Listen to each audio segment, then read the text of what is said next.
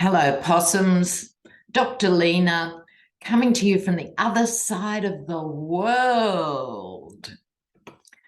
And masses of news from everywhere. But some of you did realise and caught up with during the last week, Scotty from marketing, our esteemed Prime Minister in Australia who got voted out. Oh, yes. We thought we'd heard the last of him, but no. It turns out, unbelievable, this is unbelievable, during the peak of the COVID pandemic, he decided to have himself sworn in as the head of 5 major departments of the Australian government. But he failed to tell people, including the heads of those departments. They didn't know they were no longer in charge. How could this happen, I hear you ask? Well, you need a bent Governor-General. So our equivalent of Barr secretly anointed Scotty from marketing into these positions. Both should lose their jobs and never be allowed to hold public office again. I really hope that's the outcome. Australians can be a bit blasé about politics, and most people find it staggering but amusing, but it's not funny, really. And let's hope that's truly the demise of Scotty for the last time. Now, while I'm shuffling, in other news, Marjorie Taylor Greene, my father, who was a horse whisperer, used to warn us that, if a horse had mad eyes, there's actually nothing you could do about it. That woman has mad eyes. But apart from anything else, she's put in some sort of legal thing to try and impeach Garland. I don't think that's going anywhere. Charlottesville's first Black woman police chief has been fired. And that's because the officers wouldn't comply with what she was trying to do. She was just trying to make some changes, clean up some of the blind spots in policing, like arresting drug users, not the traffickers, and this stuff. It's easy to get the low-hanging fruit on the ground, and she just tried a few basic things, and so now she's been fired. But first off the rank today, I think Weisselberg. Now, we've waited a long time for this. Alan Weisselberg, the accountant, basically, you've got to hope there's more to this story. He has been charged with 15 counts, and he's agreed to testify truthfully. That'll choke him. In the upcoming things about Trump.org. Well, the number 15 turns up. If he doesn't testify truthfully, he's looking at 15 years instead of the measly 5 months he's got now. But I've never liked how this case has gone. He's only been done for $1.7 million worth of kiddie treats, to get around tax, like his own grandchildren being sent to private schools and a few things. So let's hope it has more tentacles than that. So I want to have a look here. Weisselberg, has he finally exhausted all the options of defending the Yeti? Because lest we forget, right, Trump, when he was very young, it was obvious to his father, Fred Trump, that the guy was subpar. Fred knew he was really poor at what he did, that he spent more money than he earned and all of that. So he gave him 2 people. He gave him Roy Cohn to get him out of legal trouble, and he gave him Alan Weisselberg. So that's the history there. So Weisselberg's testimony, let's have a look.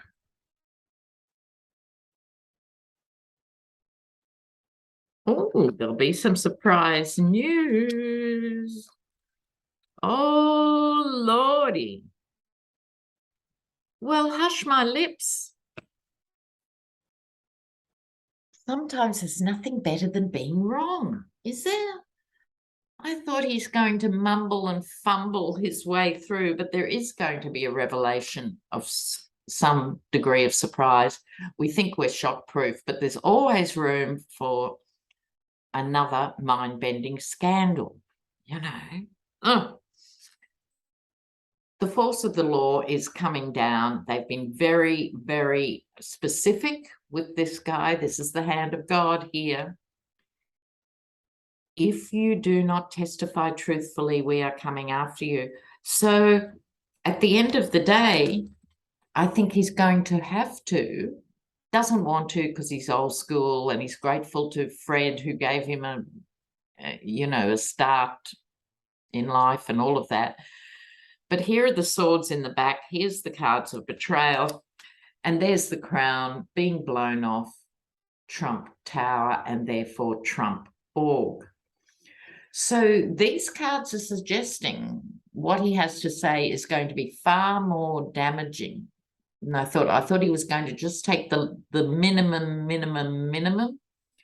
but there actually is no minimum, because this man himself, Alan Weisselberg, has been cooking the books, entertainment only YouTube, for 40 years plus. That's why he was hired. That's why he was kept, right?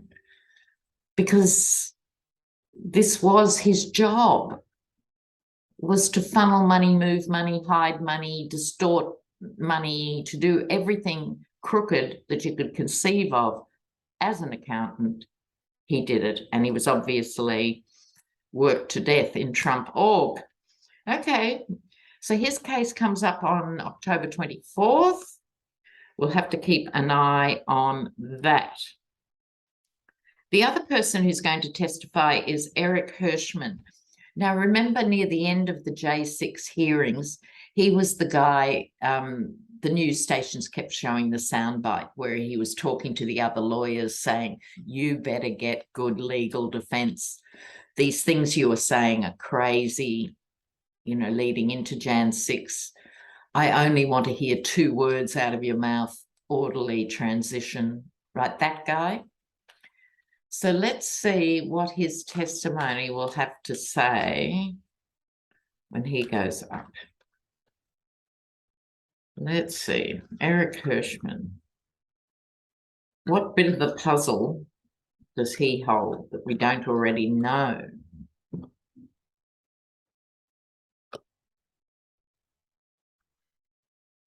Oh.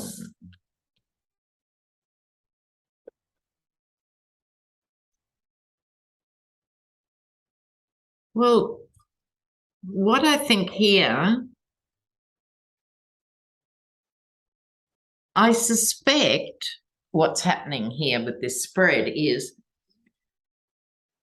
this is not him with the offer he didn't want. I think he's quite egotistical and is happy to be on televisions. I don't think this is him. I think this was that advice he gave other legal eagles at the time leading into January 6th. And he was saying to them, you need to get your act together or there will be big trouble afoot down the track. I think this was what they didn't want to hear, because it's right beside here, the false knight. So again, I don't think it's Hirschman. He's talking to the others who were giving false advice, false legal advice to the Yeti, only because we know how the Yeti works. You tell him the truth, he bats you away next.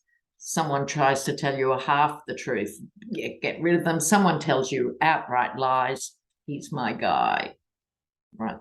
So this is them, and they knew they were wrong. He does have some information on the dirty money around Jan 6. And as we know, money always matters in that sense. He might not be spotlessly clean himself. He might get a bit defensive at certain times during his testimony because he was still there. Hello. And all this stuff they always say after the event. I told them no, but they didn't come out at the time. None of them came out at the time, just like the evil Bill Barr. You know, now he knows everything that's wrong with the Yeti, and yet he went to the wall for him. So it's that sort of energy. And this relates to the money of the very self-satisfied merchant.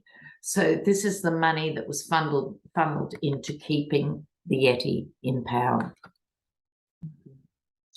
Now, remember, on my last video, I asked specifically, is Rudy as mad as he seems, or is it an act? And this week, suddenly, whether he's off the booze or whatever reason, he's behaving really differently than he has for the last 2 years. Right? He's not running off at the mouth to the cameras and all of that. So my cards said he was faking that madness, and now his own ass is on the line. He's pulling himself back and trying to drag himself out of the fire. But I don't think it'll work. So I don't think we need to read on Rudy. That'll do. Now, in other news, video footage has emerged of Florida sheriffs, i.e. more than one, talking tactics and stuff to far-right groups before January 6th. Florida sheriffs. Is anything going to emerge from this video? Anything going to come of the Florida sheriff video?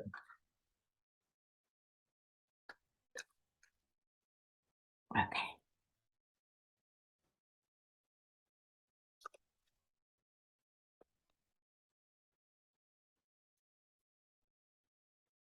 Oh, this is very murky. I'm thinking there's much more here. Whoever took those videos or got them and leaked them, there's more.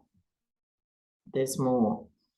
So we're not going to hear immediately about something, excuse me, croaking, but we are going to hear.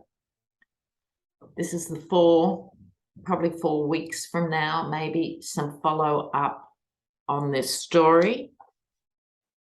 They were all in for the Yeti. They were prepared to be mercenaries. Now, remember, with Pentacles, it's not always about the money, because I don't think he was thinking Florida sheriffs and paying them off or anything. It's more values. Pentacles mean your values. So they shared the values of the Yeti.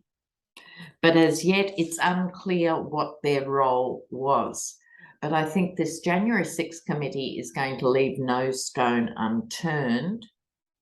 And I think they'll look for a whistleblower here. So it's hard to keep track of the million stories a minute, isn't it? But look, just try and remember the Florida sheriffs and we'll see. Now, in other news, before I get to will Pence testify, there was a Fox poll. Yes, you heard right. Fox poll with men and their concerns around Roe versus Wade. And to the astonishment of the pollsters, men had moved, this is Fox watching men, had moved 28 points towards the Dems since it was revealed that Roe versus Wade is on the, has been overturned. 28 points. Isn't that fascinating? Wow. I don't know.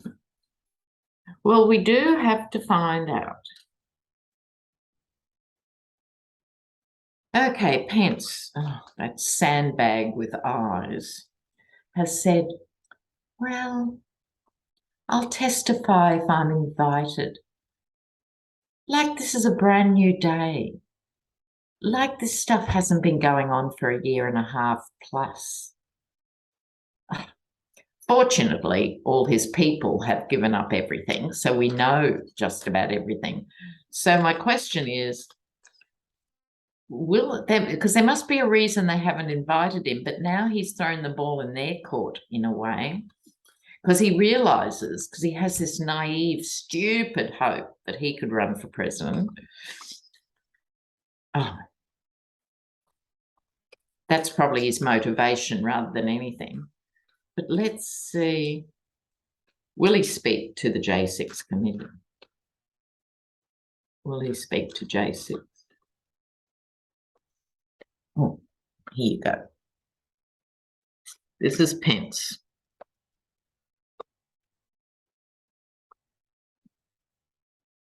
Yeah, all right, Mike Pence, so what? All right. Now, what he gets here,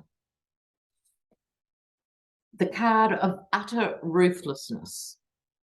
Now, when you see bolshy aggro guys being aggressive, you sort of know what you're dealing with.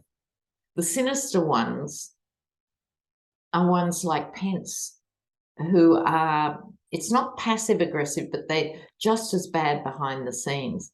And he watched this ruthlessness and this destruction of the pillars of American democracy, and he stayed in there, 10 of Pentacles, supporting the Yeti through all of this, watching the theft of democracy. But then he gets the hangman, meaning not yet, but there's also a new perspective to be had here. So will the J6 committee accept the bluff and ask him, or whether they're so teed off with him, they think we've got all the stuff, we've moved around him, why should he have his moment in the sun? Let's ask that. Will they ask him? I'll put those cards back. Will they actually ask him?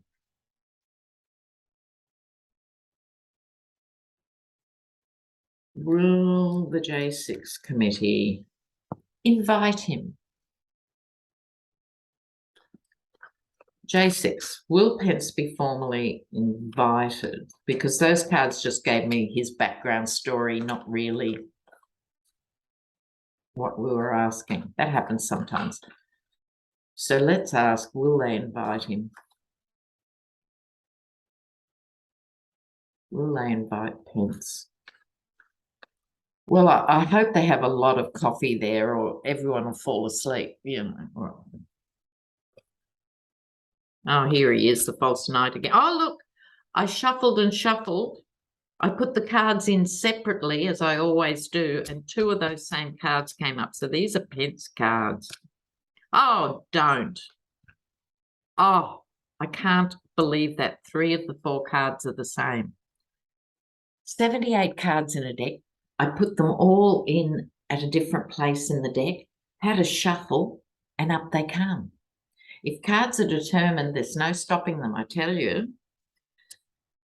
So will they know he's a false knight. I think the Liz Cheneys of this world, let's just digress for a moment. We all knew Liz would lose, and she did. But I've been saying, I'm sure other people might have as well, but she's now thinking national. She's really moved on from Wyoming, right? So this isn't a problem. She's just bumping up her profile to hit the national scene. So they know he's a false knight. I don't know that Liz could be civil long enough for Pence to speak, and he would wither under her gaze. And for all her past record and hideousness, we have to give her credit for running a tight ship. She's not that impressed with him. Here are the 2 that came up before. 2, 10 of Pentacles, the legacy. He's responsible for the legacy of this ruthlessness as much as Trump is. He was actively there as vice president. Strength. This is the committee's strength. The ball is in their court. I think they probably will. They'll ask him, and he'll come and waffle and carry on and provide the world's most boring television for 2 hours or whatever. So I suppose it's part of the tapestry of what went on, you know. So now back to the Yeti, even though he's on the skids. Did you see where Alex Jones has now thrown Trump off the jetty and said, time to move right along, and he's actively backing DeSantis. Why, after what he did for years and years with those Sandy Hook parents, his radio license should be taken away? What's wrong, America? What is wrong? That he has a license and can spew this stuff. Anyway, he's moved on to DeSantis, which will have to take much more attention to DeSantis, because it's that whole thing. It's not about getting rid of Trump. It's about getting rid of DeSantis now too, you know. Laura Ingraham said, time to turn the page. She's backing DeSantis. This is evil. Anyway, what was I going to read on? Oh, there's some talk that Trump will announce his run on Labor Day, September 5th, is that?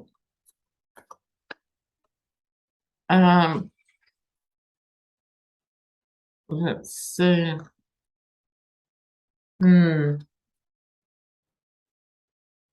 I think I've asked this before. He's torn. The Trump is torn here. So let's have a look. Trump's announcement to run.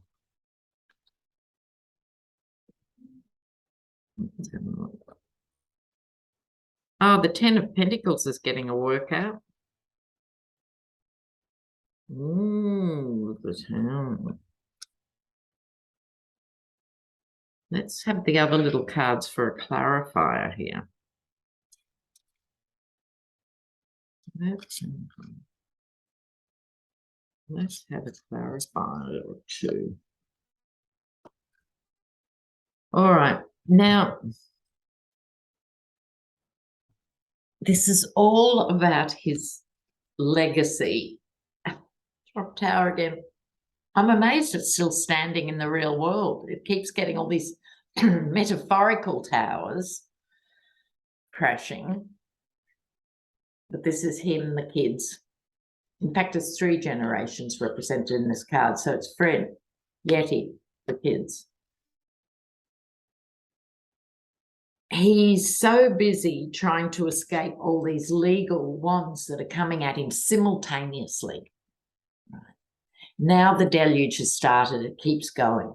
And so he only knows sort of one reflex, which is to go and fight. This is step by step. So this, I think, is not him, because he can't plan. He just simply doesn't have enough neurons to plan further than lunch. So it's not him. This is other people planning on his behalf to get him to run. Now, the extra cards I got were Fortune and the Message. Okay, so his fortune and survival in his little fettered Yeti brain rests on getting his message out that he's the guy. But there's a problem with that. No one runs 2 years in advance except the Yeti. I think he will announce a run because he wants some shield between him and all these court cases. The problem is, if the party has moved on from him, and what I've been programming into the universe, and I hope you join me, is there's a Trump DeSantis head-to-head, and the Yeti in the death throes actually annihilates DeSantis. That would be my preferred option, but I am but a humble tarot reader from Australia. So in answer to the question, it may or may not be September 5th, but he's going to announce an early run, because he can't, the narcissist in him can't bear being out of the limelight, right? He hasn't been on Fox News in over 3 months. He doesn't have a Twitter account. No one is plugged into Truth Social or whatever its ridiculous name is. He doesn't have a platform unless mainstream media gives it to him, because now you've got right-wing media moving away. He's going to be ringing them up and they're going to be putting the phone on silent. You know, they're going to block his number. So he's in trouble, and I think this will push him into an early announcement. Right. Now, I wanted to say too a few things. Then I'm going to do Rand Paul versus Booker in Kentucky, because we have to start doing these matchups. But before I do, I want to thank you guys for the donations. And I seldom mention it, not because I'm not grateful, but because I don't want people to feel obliged they have to donate. But let me tell you, it really makes a difference, and I thank you sincerely. The way PayPal works now, you don't get the person's return emails, so I can't thank you individually, but trust me, from the heart, thank you very much. The other exciting news is at the end of September, I have plans with my co-author on the new tarot cards and book, Sienna Rose Metaphysical. We're going to be on Sienna's channel twice, doing 2 huge live streams with all the readers. And so it'll be 2 hours one night, and then maybe a couple of nights later, another 2 hours. So everyone gets a chance to join us live. We'll be giving away free tarot decks, and we'll be giving away a free reading from myself and one from Sienna Rose. So it's going to be enormous fun. And I'll let you know the logistics of that nearer the time. How exciting. It'll be fun. So I want it to be a party, or 2 parties. Okay, so let's look at Rand Paul. He's got one of those faces, and look, as my old Irish aunties used to say, like Don Jr., he's got one of those faces you'd never get tired of slapping. You know, it's an old Irish expression. But Rand Paul has that smug look. So it's Rand Paul versus Booker in Kentucky. So Kentucky, which way are you going to go? Rand Paul versus Booker. So, okay.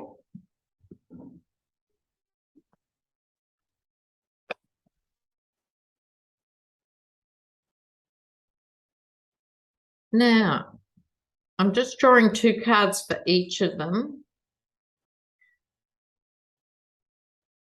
I think Rand Paul is underestimating Booker. He's so used to just being put in on automatic. He's so used to not having to do anything for his voters. Why is it these red states, the poorest states, keep voting in rich guys who do nothing for them for generations? But they do. Oh, I just thought as I said that this could be the voting population being foolish. However, I put it down as Rand Paul.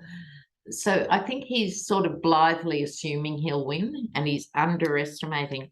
He gets the card of loss. Dare to hope, dare to dream. Booker, different ball game. The result could be hung up in some way. This could be a close one, closer than the GOP think here. I like the halo. And he gets the King of Wands. On these cards alone, and this is obviously not an in-depth reading, I like Booker's chances, I have to say that. But these states are perverse. They routinely vote against their own best interests. It's like you're told that as a baby in these places. Vote for the GOP and they'll shaft you for a lifetime. But you know what? We've got a Confederate flag on the fence, so that's awesome. All right? This is the message. Please spare me.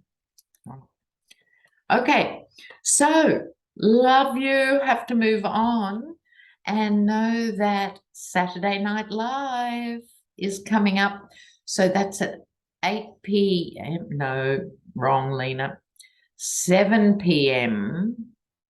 Eastern Standard Time on Saturday night. I'm with Hogarth and Lady G, and we get lots of fabulous people in the live chats. So if you're part of it, keep coming. And if you haven't discovered it yet, it's exactly an hour. Boom. And we cover everything and gossip fairly freely. So that's Hogarth's channel, Hogarth's Astrology, Saturday, 7 p.m. Eastern Standard Time. You guys take care. Ciao for now.